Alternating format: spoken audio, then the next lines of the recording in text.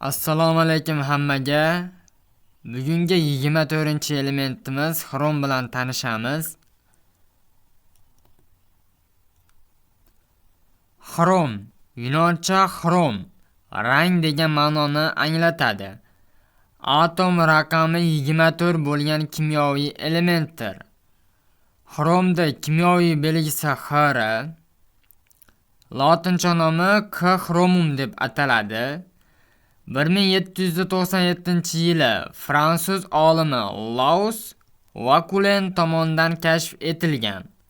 Endi xarakteristikasiga kelsak, atom raqami 24, atom massasi 52, normal sharoitda xrom qattiq, rangi kumush rangda, klassifikatsiyasi metal, elektromanfiyligi 1.6, qaynash temperaturasi 2943 Kelvin yoki 2671 Selsiyda bo'ladi.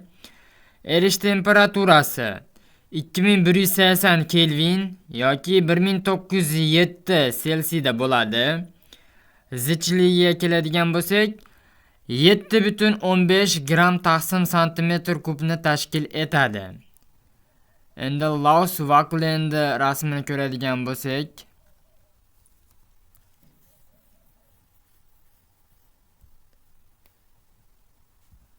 bu olim 1763-yilda tug'ilib, 1829-yilda vafot etgan. Xromda kristal panjarasi mana shunday tuzilgan bo'ladi.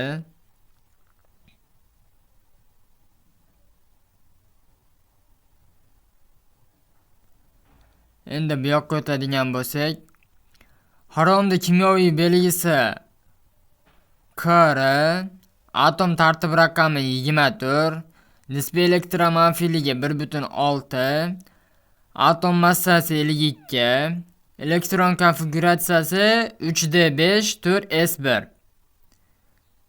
Endi tasviriga o'tadigan bo'lsak, sofligi 99% dan ortiq bo'lgan xrom bo'lagi massasi 10 gram keladi.